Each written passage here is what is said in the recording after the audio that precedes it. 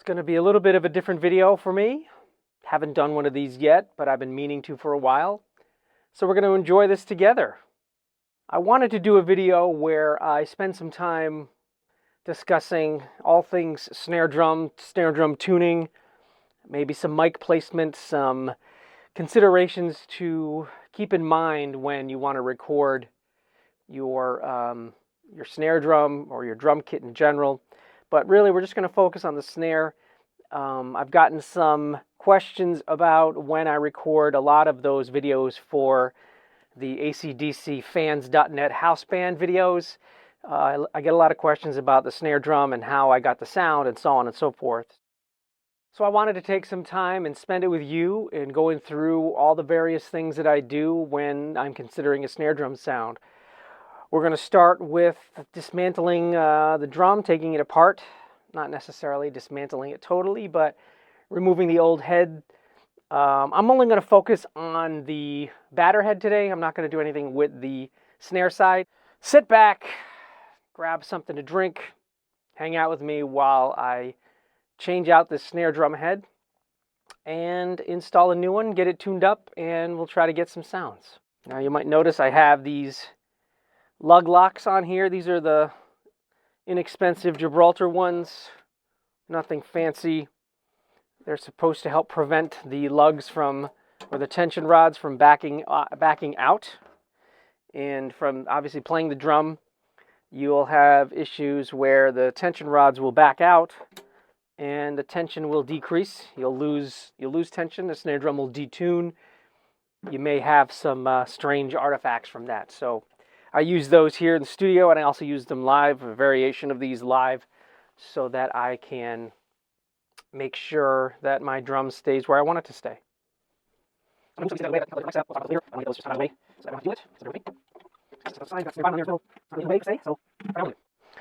All right, I like to use 2 keys, but I also, you got this fun little invention here. This is the Evans pull cord drum key. Now, you might have to use your key because it might be at full tension. So I'd like to just go around a little bit, just loosen them up enough. That way I can actually get some benefit out of the Evans key. Definitely don't want too much tension on it when you try to use the key. So I'm just going around, just loosening the tension a bit here and there. Some of these are already pretty loose.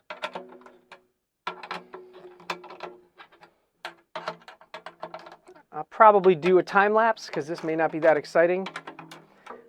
So keep that in mind. All right, I think that's a good spot with that. So again, we're making sure we're going to go lefty-loosey. Just give it a good pull.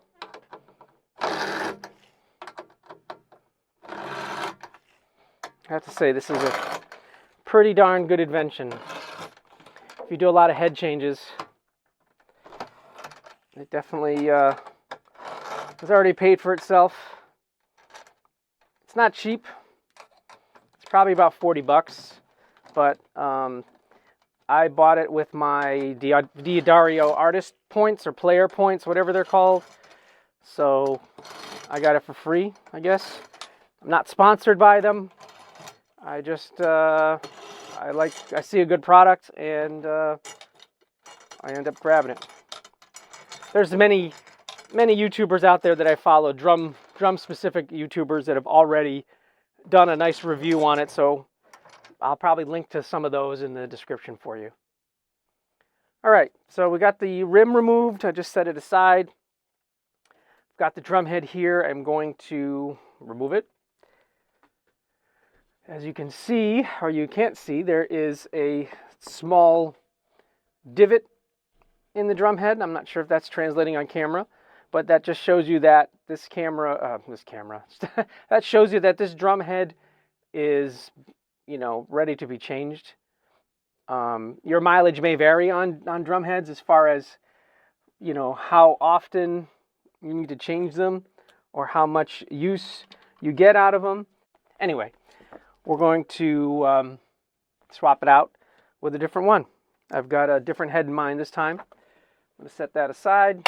One thing I like to do is inspect the different various screws inside the drum. Make sure if there's any that are loose, I can tighten them. Obviously, I'm not tightening them by hand, but I'm just checking to see if there's any loose ones, and I don't feel any. Shout out to Matt Horn. He does this a lot when he changes heads on the road. Matt's got some great content for those of us that want to watch drum techs and what a drum tech goes through on a tour. Matt Horn, super good channel. I'll link it for you. Anyway, the drum looks pretty good. I don't really see anything too crazy. This is a Ludwig Superphonic LM402 aluminum shell. So I'm not going to go into too much detail about the drum itself. Where is my cleaning cloth? No, not necessarily a cleaning cloth, but sorry, drum tortillas. I'm going to use you just temporarily to clean up my bearing edge. Just want to make sure that there's nothing that could get in the way. Let's give it a quick cleaning, little dusting here and there. Never hurt. Keep your equipment in good shape. This drum doesn't leave the studio, so I don't have too many problems with it, being abused or getting dirty or anything. So I'm just going to leave it as is. All right, let me grab the head that I'm going to replace. Well, as you can see, I've chosen a Remo head. There's something about the Mylar they use that I personally like. The head of choice for today is the Remo Black X, which is the black suede Emperor with a reverse dot on the back. Now, as far as seating the head, it should fit on here without any resistance. It should fit flat onto the bearing edge. You can see here I've got a little bit of manipulating to do, but you want it to be on the drum as flat as possible.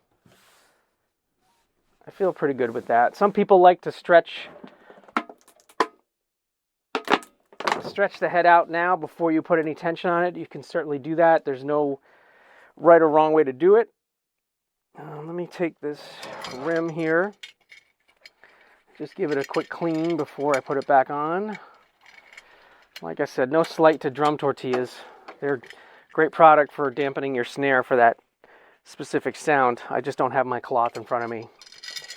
So I'm not saying that I'm not liking their product or anything. It just happens to be right there. All right, so I'm just going to put the rim back on. I'm going to grab the tension rods. Just kind of get them in place. I'm not going to do any tensioning just yet. Just to get them started, maybe 1 or 2 turns, just to lock them in place. Make sure that they're not cross-threaded. Anyway, this is probably going to become part of a shorter video because I am doing a lot of rambling. All right, so I'm going to go around and do the air pocket here. Again, there's no rule per se. As long as you're not cross-threading it, you got once. It should fit freely by hand. And just start to make contact with the rim or the hoop. Right there. So there's, again, lots of ways to do this. By no stretch am I any kind of incredible virtuoso prodigy on doing this, but I like to get them finger tight, and then I do like some YouTubers and some tips that I've seen from other channels where you apply a little bit of pressure at each one of the points there, just a little bit with your palm, push down, just to get a little bit more. Make sure it's making good contact. I am skipping every other one, not really set in stone or anything, but that's just how I like to do it. So I'm just pushing down, just so that there's no slop. I want the tension rods firmly touching the hoop, providing a small amount of pressure to the head. So now you can take your palms, you can push down, trying to seat the head on the bearing edge. We're going to do that quite a few times during this whole process. So I'm going to go around again. push down, making sure I've got equal tension on these.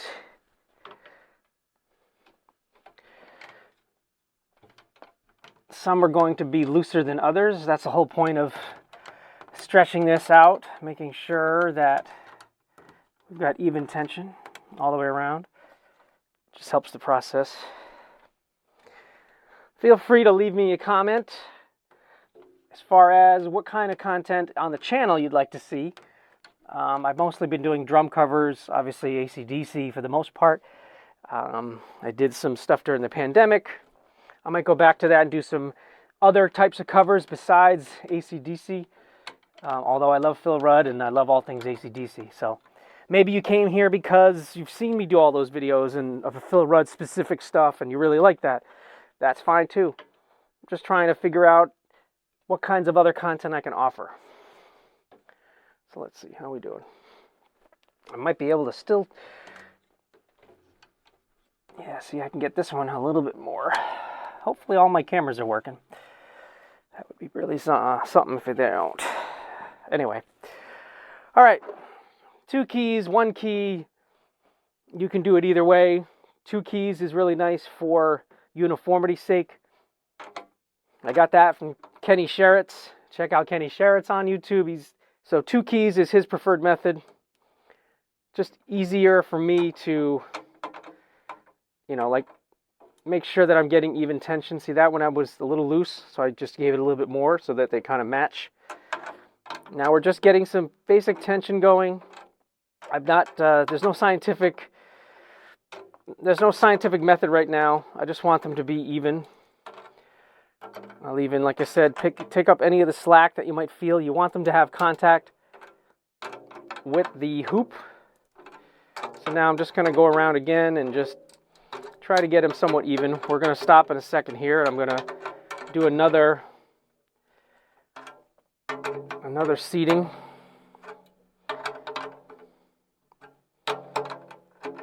Okay, so I'm going to push down again. You might hear some cracking sounds. Totally normal.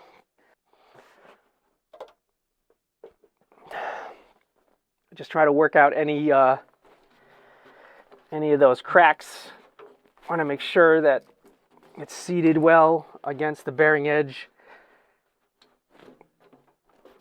Now we're going to tune it up. Not even tune it. We're just going to tension it up right now, just to kind of give it some stretch. You can skip every other tension rod if you want.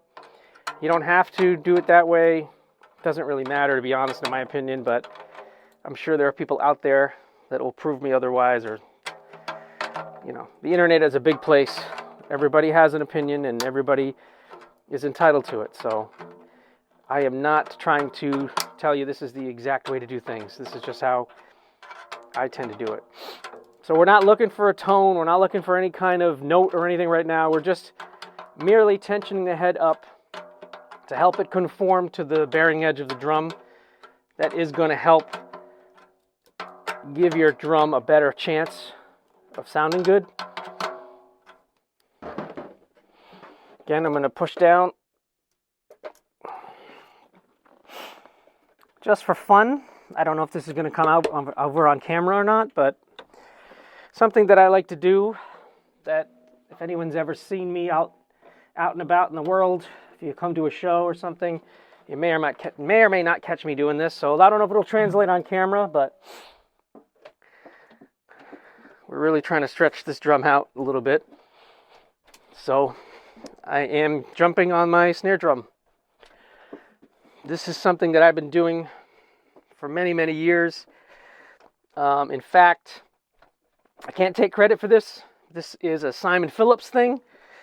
So if it's good enough for Simon Phillips, it's good enough for me.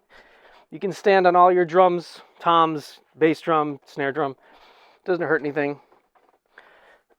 So that actually helps seat the head even better and hopefully stretches it out enough. Yeah, I might have gotten some gunk on the head from my shoe, but you can always wipe that off. Let me tighten it back up a little bit. And then let's listen to where we're at.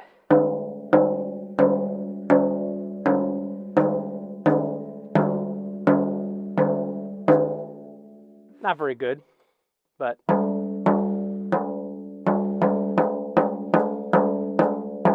might be hard to hear, but this part of the drum here, it's a little low. So I'm just going to try to bring these up a smidge.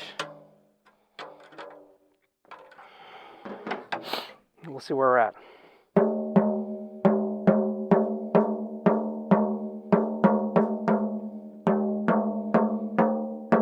This one's really high.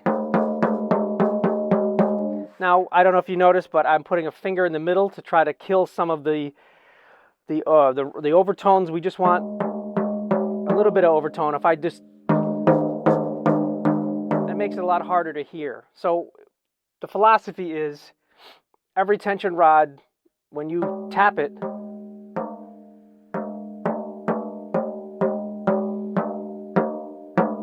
they should be similar in pitch, or darn as close as possible. This is pretty, that one is really high.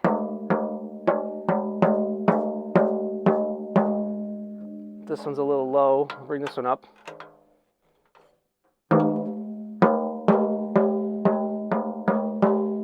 This one's also still a little bit low. Maybe this one's a little high even.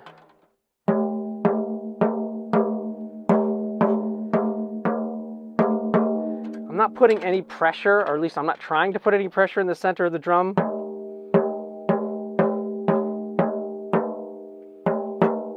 Still high on this side as well. Hopefully this is translating.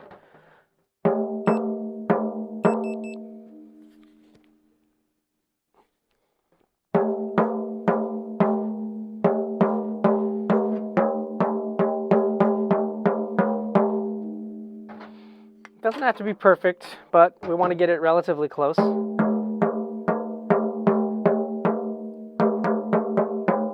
This one still seems a little high even. Also, when you're backing it off, you want to back it off further than you need to go and then slightly bring it back up. So it's kind of like similar to guitar strings. Anyone's tuned guitars, you tune it down a little bit, then you bring it slightly back up. You don't want to just tune it down and leave it, because the tendency is to drop even further.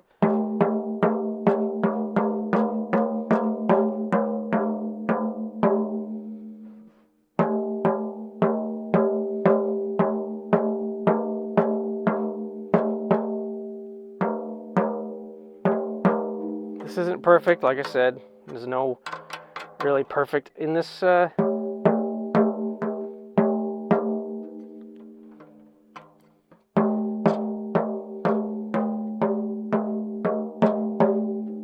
one's a little low, I think. There are other things out there that you can do with this besides doing it by ear. There's the TuneBot, which is very popular. Great tool. You can actually find tons of YouTubers out there. Ryan Prim is a gentleman that I've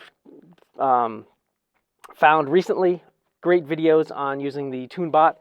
Really cool, different types of tuning options. Does it really quick, but that's something you can use. There's also the drum dial, which goes, the TuneBot goes by listening to the tone and tells you how loose or tight the tone, whether it's sharp or flat, or needs to come up or down, just by listening.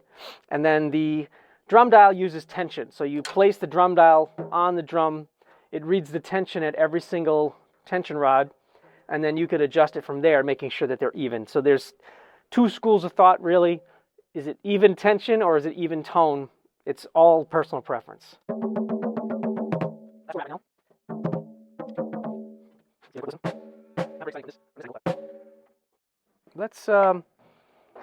Let's tune it up just a smidge. See what we can come up with. This is a like sound that I get when I'm doing this starting point. So I'm just trying to feel out how to use it. Just feel it. Try to back your starting point, and let's see where we're at.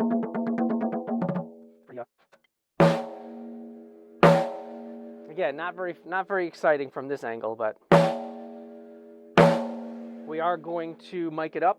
I'll show you some different miking options, and we'll try to get a sound. See what we got going on here. But let's see if we can bring it up a little bit more. Not too much more, but... It's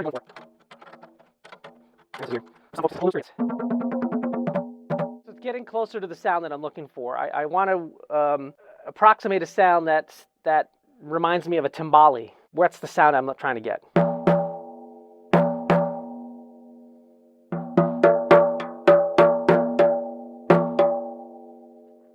Tension-wise, though, honestly, it's feeling pretty good.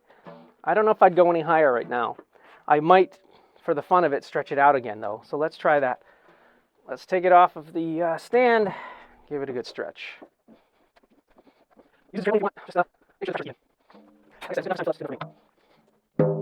See, now the pitch has gone down. So the drum is still stretching out a bit. So let's see where we are.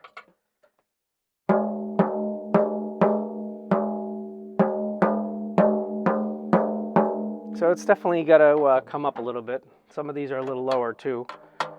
Just bring this up slightly. This one was a little low. And then we'll just go around again. Again, it's very, very small adjustments. I'm just using the keys, the two keys, just to make it even. That's just my personal preference. I just happen to have two keys that match. You don't need two matching keys, but definitely helps.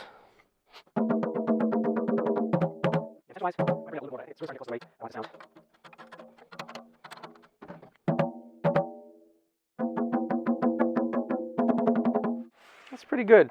Now, this might be blasphemy from some people, but I like to use a little bit of dampening. Not always, but I like this particular snare weight small enough that it muffles enough of the overtones and gets out of the way. You can also turn it on and off with this magnet, but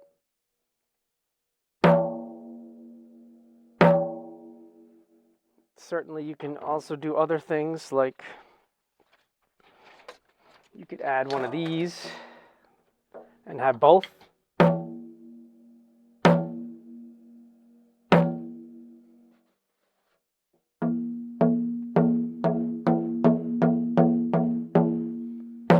Still pretty even. Let's bring it up a smidge.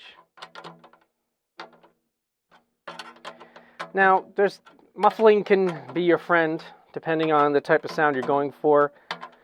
If you're going for like the lower tune stuff, like the Phil Rudd stuff, maybe not live, but definitely studio-wise, I'm sure there's some kind of muffling going on. Back then, they were probably using paper towels and gaff tape, wallets, all sorts of crazy things. We're lucky now in this day and age that we have other options. You know, we've got the snare weight, we've got the Evans E-rings, Remo makes them as well. You've got the big fat snare drum, you got a bunch of things.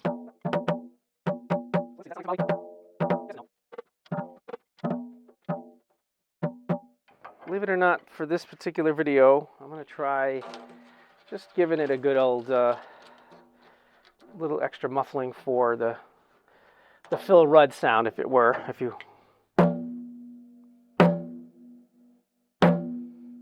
All right, so what I'm going to do now, let's put some mics back on it, because this video is already being too long. Got my little setup here that I like to use. It's an SM57 and a Rode NT1. The 57, of course, is the old standby, tried and true. Everybody loves the 57 on snare. That's a really good starting point. If that's the only mic that you have available to you, still a great option. You don't need $1 million mic setup to get a decent sound. So now I'm going to switch over to some audio from our mics and stuff. But let me see what we got just in the room.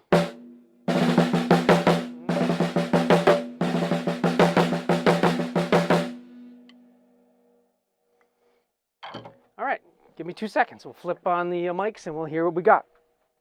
So what you're going to hear now is the mix through my audio system, you know, my sound card and my microphones and everything else.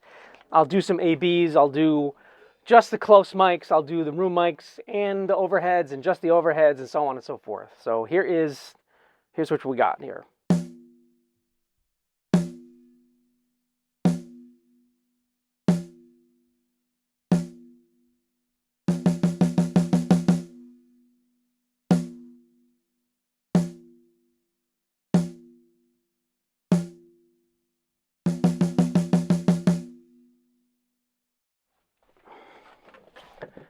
So I'm pretty happy with this sound. Again, nothing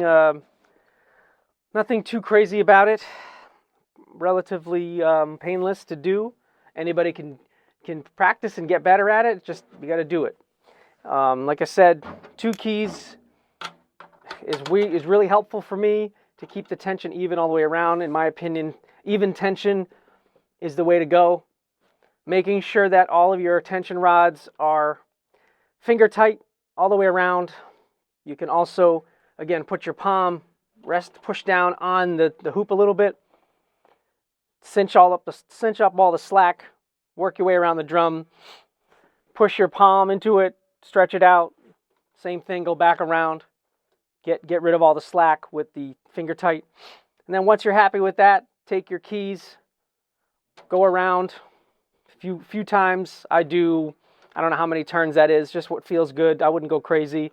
Quarter turn each time. Get it up to tension. Push down again. Again, trying to stretch it out. If you're feeling brave, you can stand on it like I did. It's really not a big deal, to be honest. Stand on it. Bring it up to tension. Again, push on it. Use the finger in the middle to remove the overtones so that you can hear what each lug tension rod is doing. Try to get them even. Work it around a few times. It's not going to happen overnight. It's not going to happen first time. It takes a lot of practice to listen, to hear the tone and the pitch. Just do it the best you can. If you want to use something like a tune bot, I'll make another video with the tune bot if that's something that you're interested in, or the drum dial. I do have both of those available to me. Feel free to reach out in the comments and let me know. So we're going to go back and listen to this final mix, and then feel free to let me know what you think. Appreciate everyone sticking around. Until the next one.